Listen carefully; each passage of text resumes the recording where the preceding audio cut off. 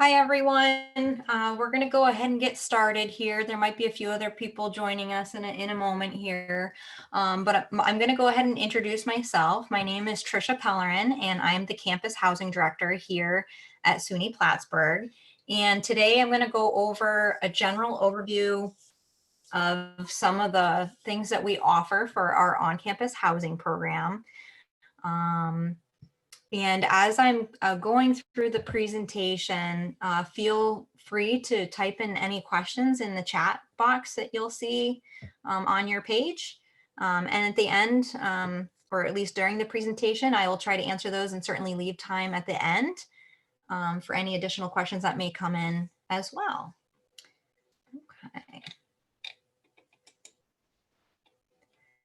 So the mission of our Campus Housing and Community Living office, the Department of Campus Housing and Community Living at SUNY Plattsburgh fosters inclusive, engaged communities and programs, as well as safe and well-maintained facilities, which prepare students for academic and personal success.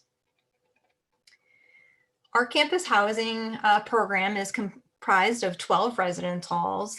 Each year we take one of those residence halls offline and we renovate the inside.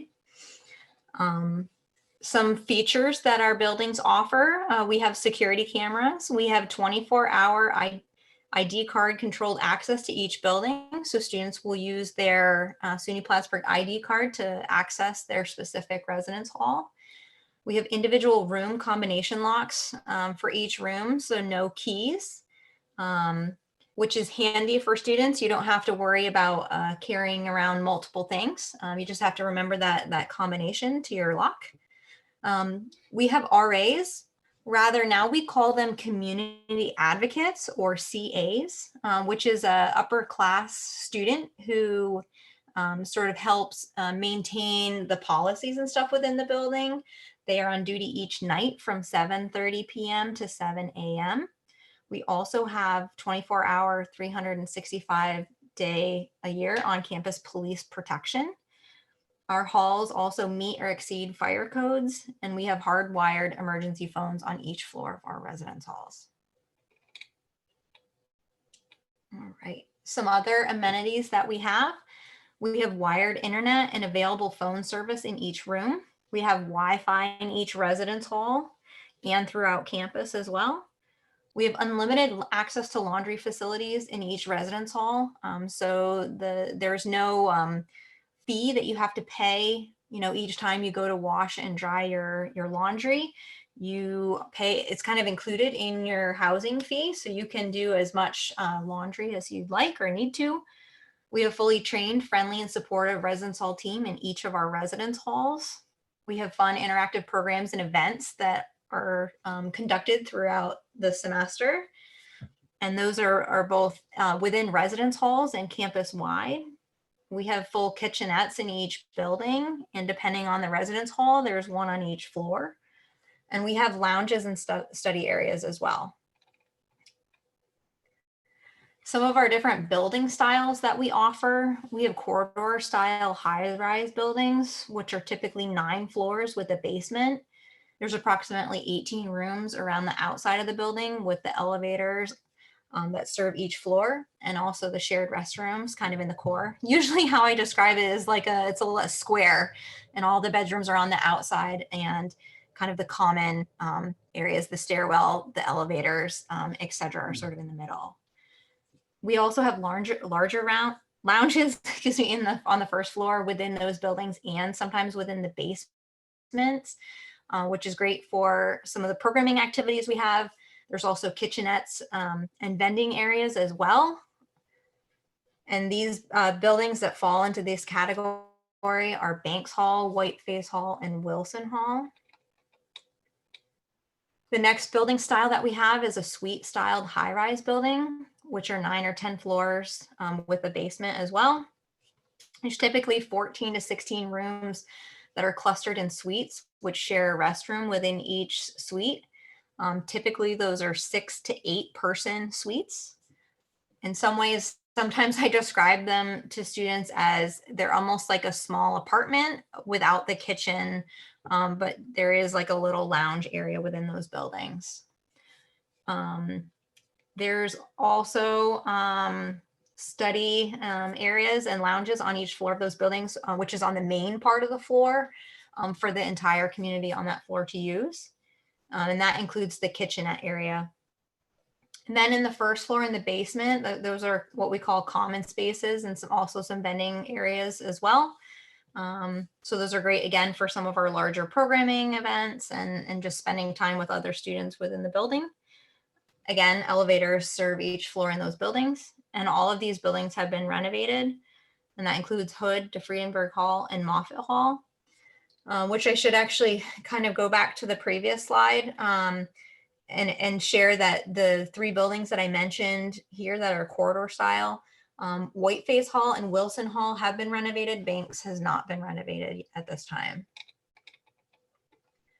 The next style we have is what we call low-rise corridor styles. So typically 3 floors and a basement. They're shaped like an L. They have about 13 to 18 rooms along each wing of that L. There are common restrooms on these floors within these buildings. We actually tend to refer to them as like a pod bathroom. So think of your bathroom at home where you have a shower and a sink and a toilet and a door, and you kind of have that private space to yourself for your use. So one person use at a time, but there are several of those on the floor. So there, we've moved away from that traditional, what we would maybe refer to as like a locker room style setup where there used to be, multiple showers lined up or multiple toilets, but now it's more of an individual one person use at a time type restroom. Similar to our other buildings that I mentioned, there are lounges and kitchenettes on each floor, elevators as well included in these buildings. The larger lounges on the first floor and the basement for recreation, the kitchenettes and vending. And all of these residence halls have been renovated. So that's Harrington Hall, Kent Hall, Macomb Hall, Mason Hall, and McDonough Hall. McDonough Hall also falls into kind of a suite style building as well, because there are some suites that are included within that building. It's a pretty unique setup how that building is set up. Kent Hall, now that Kent Hall has been renovated, actually just newly opened this year, has been reconfigured as well. So that actually has suites in it as well. And that building is geared more for our upper class students. So primarily our seniors and graduate level students, and sometimes our juniors are able to live there as well. Okay, some other unique features that we have within our buildings. In Mason Hall, we have a centralized student mail center, which is located in the lower level backside of the building. Students have 24 access to their mail using their ID card. They can go in and check their mailbox at any time. We also have a electronic locker system for packages. So some of our packages will be placed into those lockers by our student mail center staff. A student would receive an email and know that they have a package to go pick up, which they can pick up at any time using that locker system. But any packages that are larger than that, or during some of our busier times of the year, some of those packages would be located in the back of our mail center, and students would need to pick it up during specific mailroom hours. Hood Hall has a fitness center satellite location located on the first floor. DeFriedenberg Hall houses 4 sound restricted music practice rooms. Moffett Hall has an interfaith prayer room. Harrington Hall has a deck off the lower lounge. Macomb, Kent, and Mason Halls are along the Saranac River Walk and open to Ruger Street Commons. We'll also mention with Kent Hall, which just opened up this year, as I mentioned, there's actually one of our dining food options is located on the lower level of that building. I believe the name is the Kent Street Cafe, or the Kent Cafe, excuse me. Banks Hall has our upper class student apartments on the top 2 floors, and Adirondack Hall houses a senior living section, as well as substance-free housing and gender-inclusive housing. And I'll go into these a little bit further. So our gender-inclusive housing program is a new housing program that we've started offering actually several years ago now, but it's designed to allow students to be able to live with whomever they prefer, regardless of the identified gender. It is considered a special housing area, and students would have to coordinate with our office if they're interested in that. Typically, students would know who they'd like to live with. If not, our office would certainly help students in choosing that option and having that space to live. And we can offer that now throughout several of our residence halls because of the private bathroom areas that we have. It makes it, gives us more options for us to house students throughout the campus. We have a first year housing program, which are buildings that have just first year students in them. Typically, we'll have either 2 or 3 of those buildings, depending on the year. And then we have standard housing, which is your traditional double rooms. We do have single rooms available. Typically, those are for students who are living in our senior or graduate student area, or who may have a medical need, and we would work with students in that type of process. I do mention the triple process. That doesn't happen very often, but there have been times where sometimes we've had students live together, 3 students to a room. So kind of the next steps in housing is for me to talk a little bit about the housing application and the selection process. So if you were looking to come to SUNY Plattsburgh for the fall semester, our housing application actually becomes available on February 1st. If you were coming in for the spring semester of the next year, typically it's November 1st.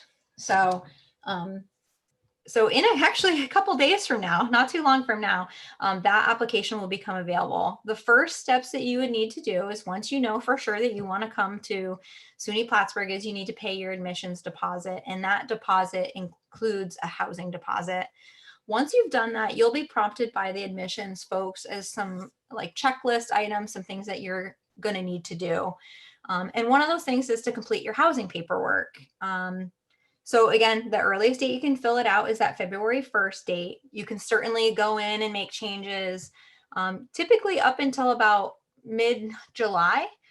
So if maybe going through the process, or maybe you've come to campus and you maybe met someone that you want to be roommates with, things like that, you can request them as roommates, and you have plenty of time to do that. But I always say it's good to get your application in early, because we do our housing assignments based on a first come first serve basis, in the order that the applications are received. So it's always good to get the application in and then make changes, certainly if you want to, and your initial timestamp will be recorded.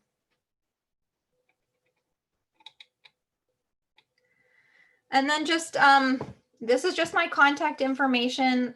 Certainly, folks, I'm going to provide you an opportunity. If you have any questions, certainly type them in the chat. If there's nothing that's kind of coming to mind right away, you could certainly email me. This is my email. Or you can also email, I didn't put it up on here, but it's housing@plattsburgh.edu is also our email address. I will get those emails either way. We do have a lot of helpful information on our website. If you go take a look, there are some pictures, there's some floor plans, some different layouts, just so you can get a better sense of the buildings versus, maybe some of what I've already mentioned. And the next thing I'll mention too is that there is going to be another upcoming web chat in February, and that one will go a little further into the housing application tutorial, but I would certainly encourage you to go ahead and try to fill it out certainly before, just so you can get that application in. If not, no worries. Filling out your application in like February or March is still very early in our process. So I'm seeing some questions come in, so I'm going to go ahead and answer some of these. One of them is, do we need to be accepted into the college prior to asking for housing? Yes, you do. And I say that because you have to have already paid that deposit. Otherwise, we won't know that you're sort of committed to Plattsburgh and certainly plan on attending. So make sure you've kind of gone through that process before you, well, you wouldn't be able to fill it out until you've done that process. So another question came in about roommates and how we match roommates. So in the housing application, there are a set of questionnaires that you're going to complete. And what we do is we use that to house people together. We do have some themed communities. So that's one question we're going to ask students is about their interests. You know, what types of things are you interested in? And just a few examples of those would be, you know, I'm interested in arts and crafts, or I like sports, I like running and exercising, I like streaming movies and videos and things like that. We also ask questions about what your music preference is. Are you someone who gets up early in the morning? Do you stay up late at night? And we use that to kind of match roommates. I will share that some students will maybe meet somebody or know someone they want to live with, and that's fine. You'll be able to request each other as roommates. It's kind of similar to a friend request that you might see on social media. One person will request the other person, and the other person has to match it. And it has to be a mutual match for us to be able to house people together. And then I will say that some of our students don't meet anyone or know anyone they want to live with, and that is completely fine. And like I said, we will use those questionnaires to match people up.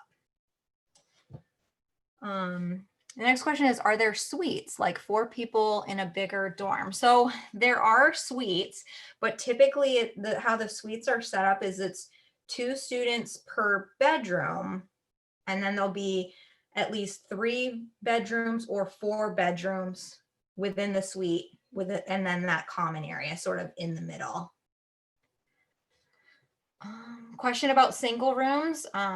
Do they usually fill up, or how fast do they usually fill up? It really depends on the year and what type of request it is. But we work with our student accommodative services to sort of house students in a certain fashion, and we will work with students on placement and see whatever, you know, makes the most sense. I will say that since we have renovated several of our residence halls, we have a lot more single options on campus than we did a couple of years ago. Okay, will there be an email sent out when housing is available, or will we need to look on the site? So we don't typically send out an email. Just it does go out with some of the admissions advertisements. That February 1st is the date for the fall semester application becoming available, and then the spring is November 1st. That's been pretty standard for us for the last several years. And so it'll always kind of be that around that timeline or around that date that the application would become available.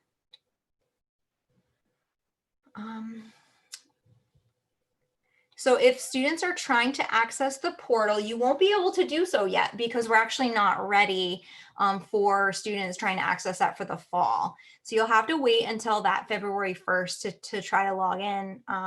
If you've already been accepted and deposit paid and you're trying to access it, you may have some difficulty until that February 1st timeframe when that option becomes available for you. Question about how many people are on each residence hall team. It really depends on the building. It could be anywhere from about a staff of 6, actually 7 if you if you include our community director as well, to about a staff of 16. It really just depends on the residence hall and the number of students that are within that building. But typically you will see 1 community advocate on each floor and then 1 community director per residence hall. For first year students, are you allowed to choose if you want to live alone or not? So typically our students are living in traditional double rooms. So there's not necessarily, if you're looking, I guess, to live by yourself, I would encourage you to try to reach out to the housing office, housing@plattsburgh.edu, or give us a call, and we can certainly walk you through maybe what options might be available if that's something that would suit your needs. Do first year students have the option to live in a suite or pod housing? Yes, so students can live in suite style housing, or they can live in our corridor style housing. So one of the questions that we do ask on the housing application is, you know, are you interested in first year housing? And some students might not choose that option. Some students might want to be in what we call mixed class housing that has students ranging from their first year all the way up to their senior year, or they might want to live in all first year housing. So they certainly can select that. And as far as the suite style or like the corridor style building, you can also indicate that. The one thing you cannot indicate on your application is the specific residence hall. What you can indicate is I'd like to live in a low rise building, or I'd like to live in a suite, or I'd like to live in corridor style. So you'll kind of have some of those options while you're looking at the application. There's a question about transfer students. So transfer students can really live in really any of our residence halls, except for probably the first year residence halls, because you would be considered an upper class student at that point. Depends on where you want to live. We don't have certain designated residence halls specific for transfer students. They tend to live throughout our buildings. So it really depends if you want to be solely, which is with upper class students, maybe depends on how many credits you have, what class year you are. If you prefer to just live with juniors or seniors, or you're okay living with sophomores, juniors, and seniors, things like that. There's a few different options for you, depending on what you're looking for. Another question about roommates. Are you able to choose your own roommate? Yes, you can choose your own roommate. On your housing portal, you'll be able to search for roommates. You'll only be able to search for a roommate who's also completed the housing application. So if you log in at the beginning of our process and there's only a few people who've applied, you might not see the person that you're looking for. So that's why sometimes you might want to wait until, a few months from now, maybe in like May, June, or July, if you know someone you want to live with, and you can request it down the line. So yes, you definitely have a choice to do that. You certainly don't have to pick a roommate, but if you know someone you want to live with, you certainly can. There's a question about finding roommates depending on the type of housing, like special housing area you want to live with. Yeah, probably wouldn't be a bad idea to reach out to housing at plattsburgh.edu, especially if you're looking to live in, for example, a substance-free housing area or gender-inclusive housing area. Certainly reach out and we would assist if you're looking to maybe find a roommate and you're not sure, or you don't have someone in mind that you want to live with. How many bathrooms in a suite? So in our suites, it really depends on the suite building. But in some of ours, there's like in Kent Hall, for example, it's just like the single bathroom area, if you will. It's just one toilet, one shower, one sink. In some of our other high-rise suite areas, it's typically 2 showers, at least 2 or 3 sinks, and I think 1 toilet area.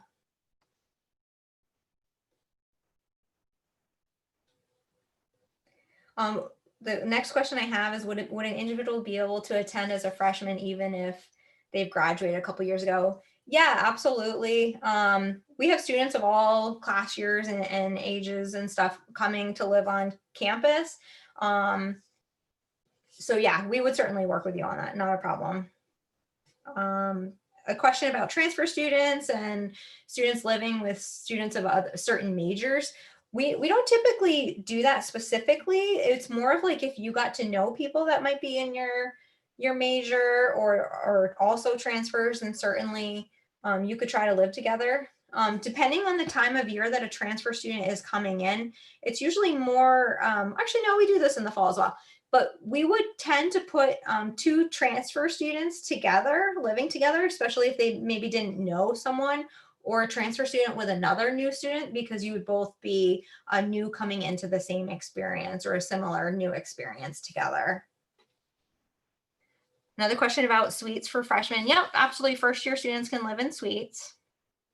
Actually, out of some of the residence halls that we've used for our first year program, one, for example, that we used this year was Moffitt Hall. That is a suite style building, and that is for all first year students live in that building. Question about spring break and do residence halls remain open? Depends on the year.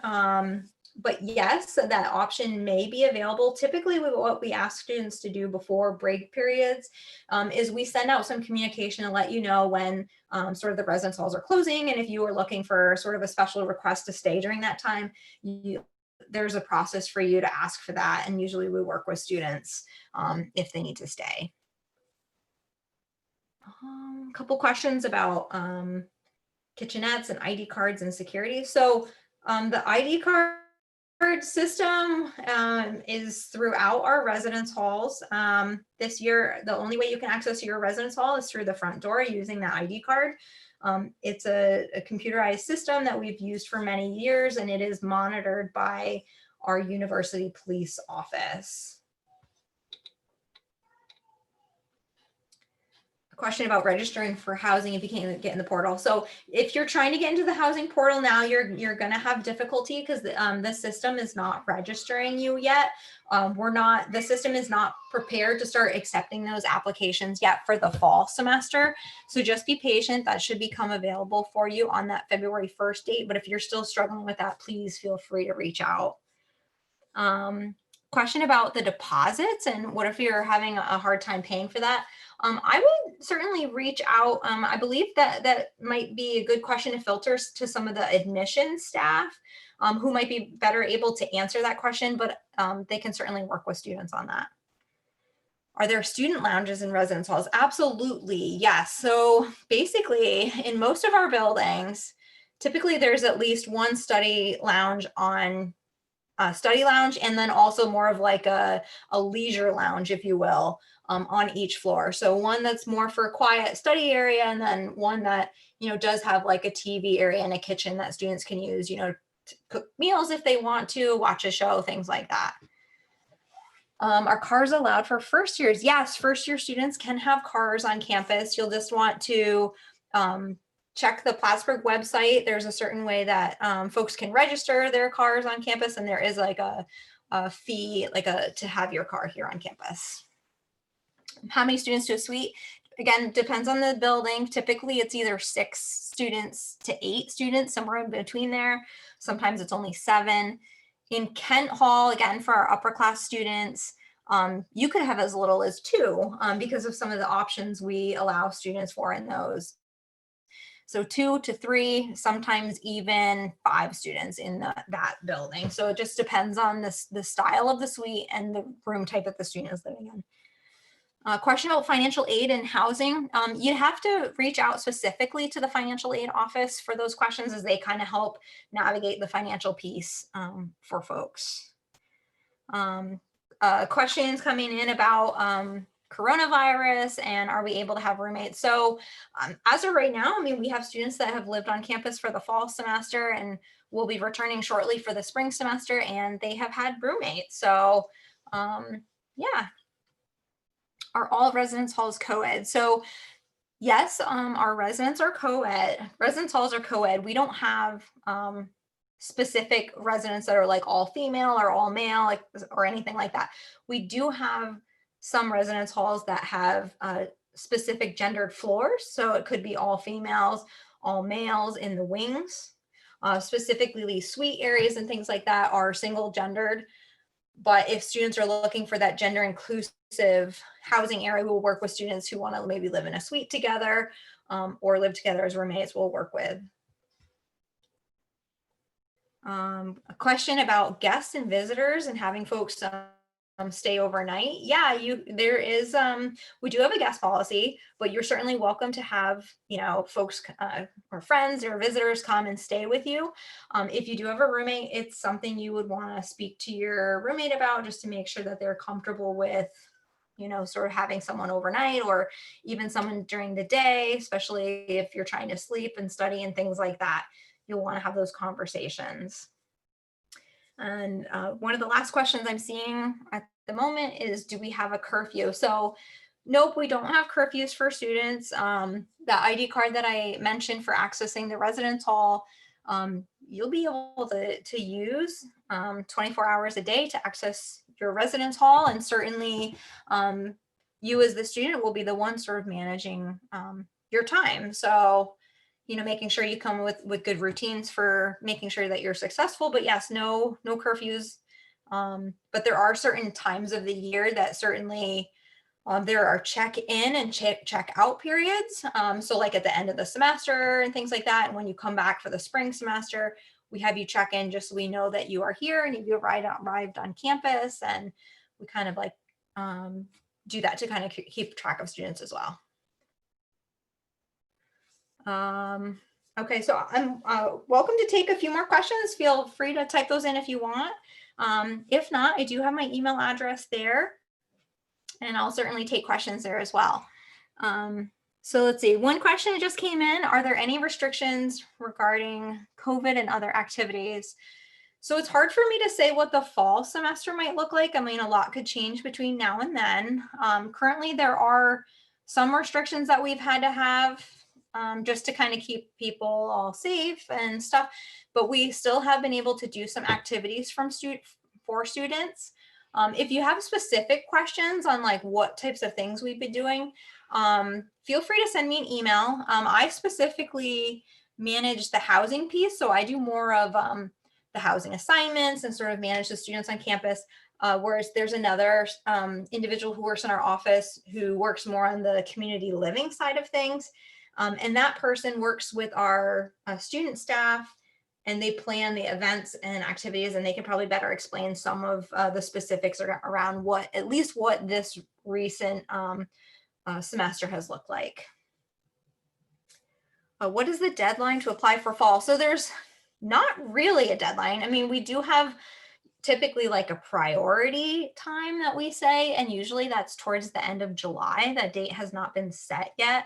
And why we say priority is because that's the date that we start doing housing assignments. So if you want to make sure that your the options, the things that you're requesting sort of get taken into consideration, that you'll want to adhere to sort of the date that we set for that.